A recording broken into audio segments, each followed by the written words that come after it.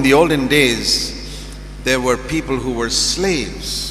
பழைய நாட்களிலே அடிமைகளாய் அநேகர் இருந்திருக்கிறார்கள். I don't think any of us know what it is to be a slave. ஒரு அடிமையா இருப்பது என்றால் என்ன, எப்படி இருக்குன்னு நமக்கு யாருக்குமே தெரியாது. Maybe you have seen servants working in houses. வீடுகளிலே வேலை செய்து கொண்டிருக்கிற வேலைக்காரிகள், they are not slaves. அவர்கள் அடிமைகள் அல்ல. They come at a certain time, go at a certain time. காலையில சரியா இத்தனை மணிக்கு வேலைக்கு வருவாங்க, மாலையில இத்தனை மணிக்கு வீட்டுக்கு போயிடுவாங்க வேலைக்காரங்க. They get pay every month. ஒவ்வொரு மாசமும் அவங்களுக்கு சம்பளம் கொடுக்குறோம். And if they don't like the job, they can say I'm going. வேலை பிடிக்கலனா சரிம்மா இனிமே நான் வர மாட்டேமான்னு சொல்லிட்டு வேலையை விட்டு நின்றுவாங்க. Slaves in those days, first century, were different. ஆனால் முதல் நூற்றாண்டிலே உள்ளதான அடிமைகள் அவர்கள் வித்தியாசமா இருந்தார்கள். They were bought like you buy a table, you buy a slave. இந்த மேஜை விலை கொடுத்து வாங்குவது போல, வியாபாரத்தில் வாங்குவது போல அடிமைகளை வாங்கினார்கள். In those days there were shops where they will sell slaves. அந்த நாட்களிலே கடைகள் இருக்கும், சந்தை இருக்கும். அந்த சந்தையில வந்து அடிமைகளை விற்பார்கள். You go to the market, கடைக்கு போய் in one place they are selling slaves. அங்கே ஒரு கடையில பார்த்தீங்கன்னா அடிமைகள். They say, see this muscular man, lot of work he can do. நீங்க அங்க பாக்குறீங்க நல்ல திடகாத்திரமா தசையெல்லாம் பெரண்டவன் யார் இருக்கான் அவனை வாங்குவோன்னு சொல்லி வாங்குறீங்க. Price for him. அவனுக்கு அதிகமான விலை கொடுத்து வாங்கணும். Oh, see this young girl, you can make her work a lot, give her so much money. இந்த வாலிப பெண் நல்ல வேலை செய்வாள், ஆகவே நிறைய விலை கொடுத்து வாங்கணும். And so you give her money and you buy a slave. ஆகவே பணத்தை கொடுத்து ஒரு அடிமையை விலைக்கு வாங்குகிறீர்கள். That is your property. இப்பொழுது அந்த அடிமை உன்னுடைய சொத்து. Like you go and buy a chair. ஒரு சேரை நாற்காலியை வாங்குவது போல. Now after you buy the chair, you can do anything you like with the chair. ஒரு நாற்காலியை வாங்கி விட்டால் அந்த நாற்காலியை வைத்து என்ன வேண்டுமானாலும் நீ செய்யலாம். You can burn it, destroy it. அதை அழித்து விடலாம், எரித்து விடலாம். Same with the slave. With the slave. அதே விதமாக தான் அடிமையும். You can kill the slave, there's no punishment. அடிமையை கூட கொன்று விடலாம், தண்டனை கிடையாது. You don't have to pay the slave anything. எந்த சம்பளமும் கொடுக்க தேவையில்லை. And he has to work morning till night. காலையிலிருந்து நைட் வரை வேலை செய்து கொண்டே இருக்க வேண்டும். You give him food. ஆகாரம் மட்டும் கொடுத்தால் போதும். And there were some slaves who became Christians. இப்படி கிறிஸ்தவர்களாய் மாறின சில அடிமைகள் இருக்கிறார்கள். You know who heard the gospel, who accepted Christ? அவர்கள் சுவிசேஷத்தை கேள்விப்பட்டு இயேசு கிறிஸ்துவை ஏற்றுக்கொண்டார்கள். Can you imagine how difficult their life was? அவருடைய வாழ்க்கை எவ்வளவு கடினமுள்ளதா இருந்திருக்கும் என்று கற்பனை செய்து பார்க்க முடியுமா? The other slaves could behave as they liked. மற்ற அடிமைகள் எப்படி வேண்டுமானாலும் நடந்து கொள்ளலாம். But now this slave has become a Christian. ஆனால் இந்த அடிமையோ இப்பொழுது கிறிஸ்தவனாய் மாறிவிட்டான். It must have been very difficult for him to behave in a Christ-like way, and yet he's a slave. இப்பொழுது கிறிஸ்துவை போல வாழ்ந்து அதே சமயத்தில் அடிமையா இருப்பது என்பது கடினமான காரியம். Now what should such a slave do? இப்படிப்பட்ட அடிமை இப்பொழுது என்ன செய்ய வேண்டும்? Should he try to run away from the house and become free? அந்த வீட்டை விட்டு வெளியேறி விடுதலையாகி விட வேண்டுமா? There was one Christian slave like that who ran away from the house. இப்படி ஒரு அடிமை தன்னை வீட்டை விட்டு ஓடினவன் இருக்கிறான். His name was Onesimus. அவனுடைய பெயர் ஒனேசிமு. You read about him in the book of Philemon before Hebrews in the Bible. வேதத்திலே எபிரேயருக்கு முன்னாக எழுதப்பட்டிருக்கிற பிலமோன் என்ற அந்த புத்தகத்திலே நீங்கள் வாசிக்கலாம் அவனுடைய கதையை. So he became a Christian. அவன் ஒரு கிறிஸ்தவனாய் மாறினான். And his master Philemon was also a Christian. அந்த அடிமையுடைய எஜமான் பிலமோன் அவரும் ஒரு கிறிஸ்தவர். So he must have thought, if I run away, my master is a good man, he won't send the police after me. அவர் நல்ல கிறிஸ்தவராய் மாறிவிட்டால் என்னுடைய எஜமான் நான் இந்த வீட்டை விட்டு ஓடிவிட்டாலும் போலீஸ் எல்லாம் அவர் அனுப்ப மாட்டார், போலீஸை வைத்து தேட மாட்டார் என்று எண்ணினார். So he ran away and went to Paul. ஆகவே ஒனேசிமு வீட்டை விட்டு ஓடி பவுல் இடத்திலே போய் சேர்ந்து கொண்டார். He told Paul, I am free. பவுலை பார்த்து இப்பொழுது நான் விடுதலையாகி விட்டேன் என்று சொல்கிறார். Paul said, no, you can't do that. Pavul என்ன சொன்னார்?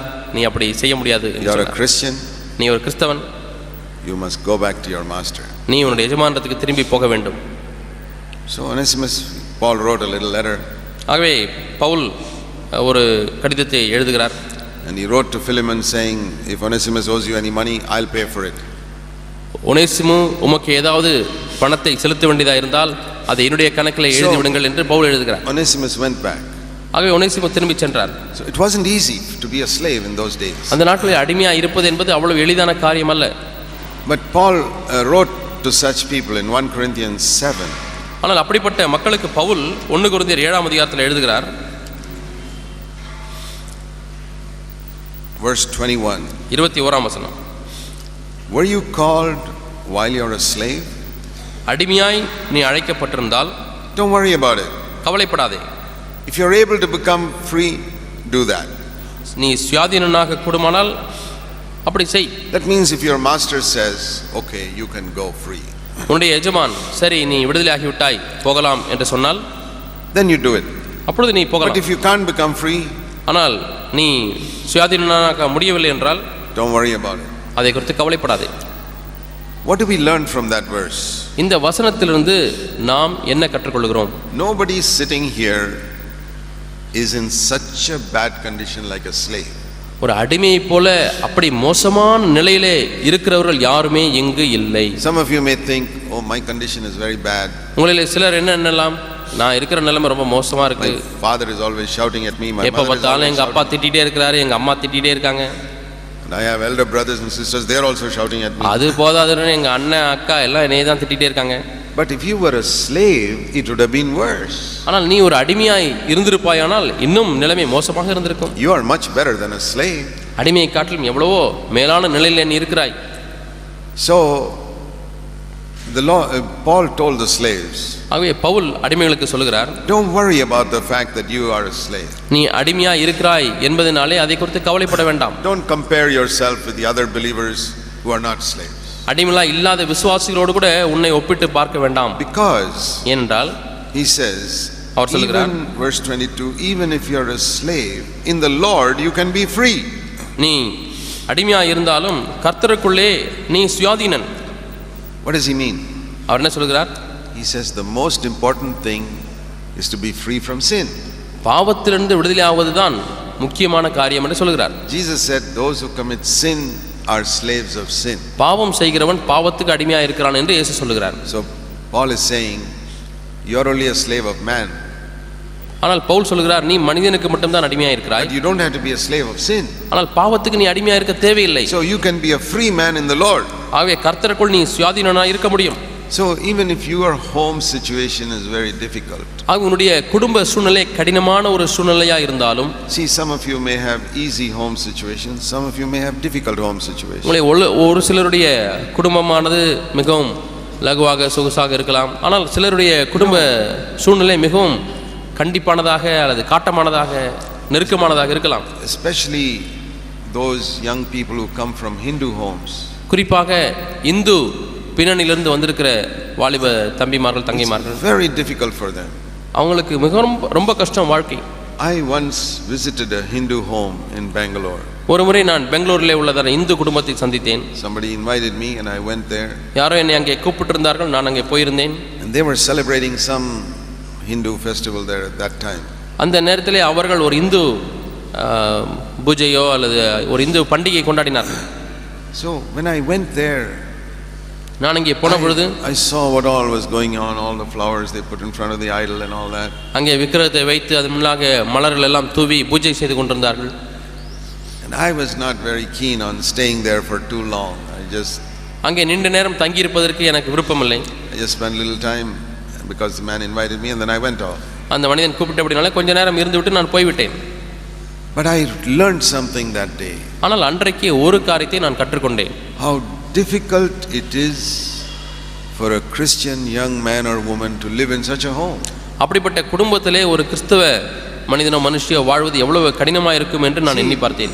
I never lived in a Hindu home, so I never understood it. நான் ஒரு இந்து குடும்பத்திலே வாழ்ந்ததே கிடையாது, ஆகவே எனக்கு விளங்காது. I never understood how difficult it is for people who come from Hindu background. Hindu பின்னணியிலிருந்து வரக்கூடிய பிள்ளைகளுக்கு பையன்களுக்கு எவ்வளவு கடினமாக இருக்கும் என்று இப்பொழுது நான் விளங்கிக் கொண்டேன். The Lord allowed me to see a little bit that day. அந்த நாளிலே கொஞ்ச காரியத்தை பார்க்க முடியாது, தேவன் அனுமதித்தார். Help me to have a greater understanding of what people go through. மக்கள் எந்த சூழ்நிலைக்குள்ளாய் கடந்து செல்கிறார் என்பதை விளங்கிக் கொள்ள முடியாது, தேவன் உதவி செய்தார். But even if you are in from such a background, அப்படிப்பட்ட பின்னணியிலிருந்து நீ வந்திருந்தாலும் you are not worse than a slave. நீ அடிமையை விட மோசமாக இல்லை. A slave's condition was much worse than that. அடிமையினுடைய சூழ்நிலையானது இதை விட எவ்வளவோ மோசமானதாக இருக்க முடியும். Because many Christian slaves, their masters were worshipping idols. என்ன அநேக கிறிஸ்தவ அடிமைகளுடைய எஜமான்கள் அவர்கள் விக்கிரகாராதனை செய்கிறவர்களாக இருந்தார்கள். They have to live in the home. அவர்கள் அந்த குடும்பத்தில் தான் வாழ வேண்டியது. The master will tell them to do all types of things, clean the idol and wash the room and விக்கிரகத்தை சுத்தம் பண்ணு, இந்த அறையை கழுவிடு, மலரை கொண்டு வா என்றெல்லாம் சொல்லலாம். It must have been very, very difficult for Christians who were slaves. ஆகவே அடிமையாய் இருந்த கிறிஸ்தவர்களுக்கு வாழ்க்கை மிகவும் கடினமானதாய் தான் இருந்திருக்கும். Now why am I saying this? ஏன் நான் இதை சொல்லுகிறேன்? Because when we are young people, நாம் வாலிபர்களாய் இருக்கும் பொழுது very often we think, oh, my life is so difficult. என்னுடைய வாழ்க்கை ரொம்ப கஷ்டமா இருக்கு என்று நாம் அடிக்கடி எண்ணலாம். I'm not doing well in my studies. என்னுடைய படிப்பு சரியா படிக்க முடியவில்லையே. Some of the other people are very clever, they get good marks, I don't get good marks. மற்ற மாணவர்கள் எல்லாம் நல்ல மார்க்குகளை வாங்குறார்கள், என்னாலே வாங்க முடியவில்லை. Or you may say my parents are very difficult, his parents are so good. அவங்க அப்பா அம்மா எவ்வளவு நல்லவர்களா இருக்காங்க, எங்க அப்பா அம்மா எவ்வளவு கடினமானவர்களா இருக்காங்க. Or you may say I'm living in a small house, those people live in a big house, it's more comfortable for them. இவங்க வீடு பார்த்தா எவ்வளவு பெரிய வீடா இருக்கு, என்னுடைய வீடு எவ்வளவு சின்ன வீடா இருக்கு. See, we always compare ourselves with others and say, oh, I'm suffering so much. எப்போதுமே நம்ம மற்றவங்களை ஒப்பிட்டு பார்த்து நான் தான் இவ்வளவு கஷ்டப்படுறேன் என்று எண்ணலாம். And the devil makes you compare yourself with others. ஆகவே இது உங்களை மற்றவர்களோடு கூட ஒப்பிட்டு பார்க்க முடியாது செய்கிறது. Why? ஏன்? To make you unhappy. உன்னை சந்தோஷமற்றவனாய் மாற்றும்படியாக பிசாசு மற்றவர்களோடு கூட ஒப்பிட்டு பார்க்க முடியாது There செய்கிறது. was one young married couple who came to me once. ஒரு முறை ஒரு திருமணமான தம்பதியர் என்னிடத்தில் வந்தார்கள். They were poor. அவர்கள் ஏழைகளாக இருந்தார்கள். In our church. நம்முடைய சபையிலே. And they had some complaints. Oh, our neighbors are like this. எங்க பக்கத்து வீட்டுக்காரங்க எப்படி இருக்காங்க, அவங்க எப்படி இருக்காங்கன்னு சொல்லி அவங்களுக்கு சில குறைகள் இருந்தது. Some places the house is leaking, the landlord doesn't do anything. நாங்க இருக்கிற வீடு ஒழுகிட்டு இருக்கு, ஓனர்ட்ட சொன்னா ஒண்ணுமே செய்ய மாட்டேங்கிறார். So I told them.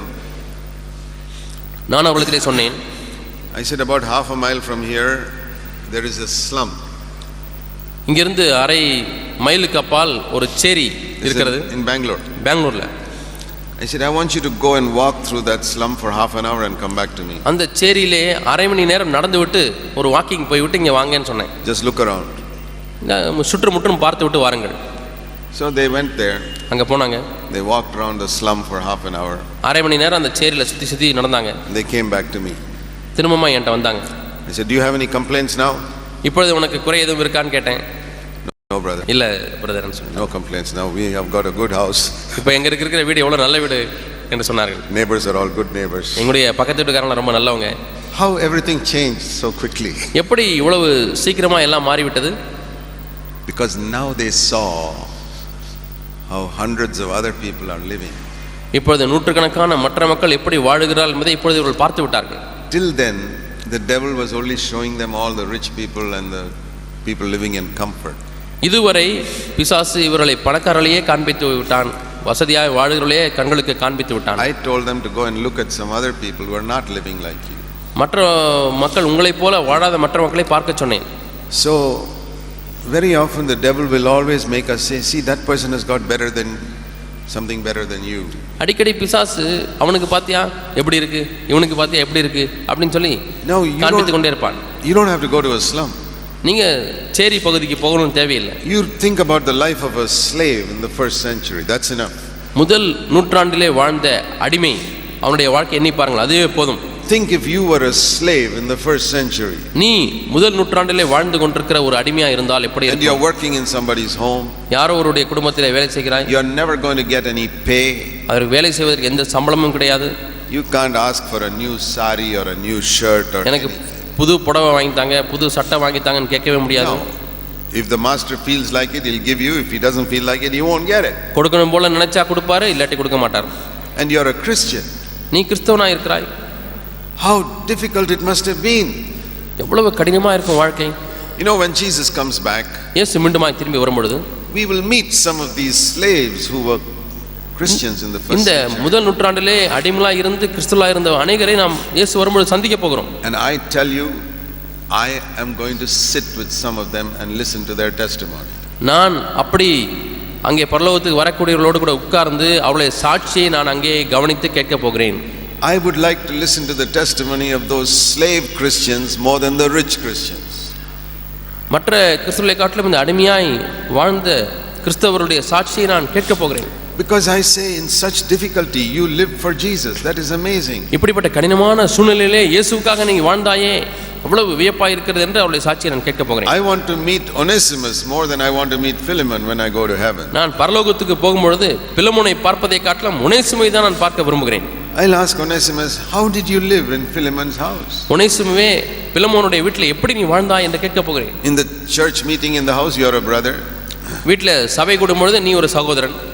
Once the meeting is over, you have suddenly become a slave again. கூட்டம் முடிந்த உடனே அடுத்த நிமிஷத்துல நீ அடிமையாக மாறிடுற. Next Sunday when the meeting starts again, you become a brother. அடுத்த ஞாயிற்றுக்கிழமை கூட்டம் ஆரம்பிக்கும் போது நீ சகோதரன். When the meeting is over, you become a slave. கூட்டம் முடிந்த உடனே அடிமை. Onesimus must have been a wonderful man.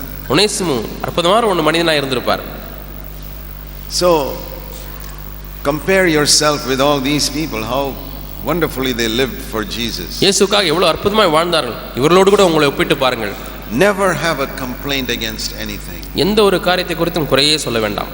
The Bible says, வேதம் சொல்கிறது in Ephesians chapter 5 எபேசியர் 5ஆம் அதிகாரம் and verse 20, 20ஆம் வசனம், always giving thanks for everything in the name of our Lord Jesus Christ to God the Father. நம்முடைய கர்த்தராகிய இயேசு கிறிஸ்துவின் நாமத்தினாலே எப்பொழுதும் எல்லாவற்றிற்காகவும் பிதாவாகிய தேவனை ஸ்தோத்திரித்து. Okay, சரி. please read that verse and tell me, how many times, how often do you have to give thanks? எத்தனை முறை, எவ்வளவு அடிக்கடி நீங்கள் ஸ்தோத்திரம் செலுத்த வேண்டும்? What's the answer? என்ன பதில்? Always. எப்பொழுதும். For how many things you have to give thanks? எவ்வளவு காரியங்களுக்காக நீங்கள் நன்றி செலுத்த வேண்டும்? All things. எல்லாவற்றிற்காகவும். Do you know the meaning of always? எப்பொழுதும் அப்படின்ற வார்த்தைக்கு அர்த்தம் தெரியுமா? எப்பொழுதும். What does that mean? எப்பொழுதும், always. All things. எல்லாவற்றிற்காகவும். Everything. எல்லா காரியங்களுக்கும், ஒவ்வொரு காரியத்துக்கும். Is that possible? அது முடியுமா? In the name of Jesus.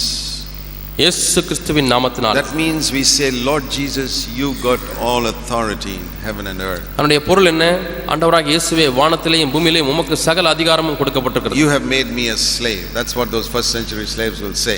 நீர் என்னை அடிமையாய் வைத்திருக்கிறீர். இதைத்தான் முதல் நூற்றாண்டு அடிமைகள் சொல்லியிருந்திருப்பார்கள். You could have made me born into some rich family where I'll never be a slave. ஒரு காலம் அடிமையாய் இராதபடிக்கு என்னை ஒரு பணக்காரருடைய வீட்டிலே பிறக்க செய்திருக்கலாம். But Lord Jesus, you allowed me to be born in such a poor family that I became a slave. என்னை எவ்வளவு ஏழை குடும்பத்திலே பிறக்க செய்தபடினால இப்பொழுது நான் அடிமையாய் மாறிவிட்டேன். ஆண்டவரே, நீர்தான் அனுமதித்தீர். If you allowed it, I give thanks. ஆண்டவரே, நீர் அதை அனுமதித்திருப்பீர் என்றால் நான் உமக்கு நன்றி செலுத்துகிறேன். If the name of Jesus is not there, it's difficult to give thanks. இயேசுவினுடைய நாமம் அங்கே இல்லை என்றால் நன்றி செலுத்துவதே கஷ்டமாகிவிடும். In the name of Jesus, we can never have a complaint about anything. இயேசுவின் நாமம் இருக்குமானால் எந்த ஒரு காரியத்துக்கும் நாம் குறையே சொல்ல மாட்டோம்.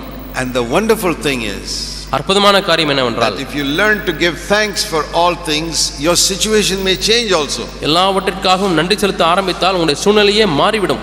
I think many of those Christian slaves must have experienced a miracle that God in a wonderful way moved the master's heart and set them free.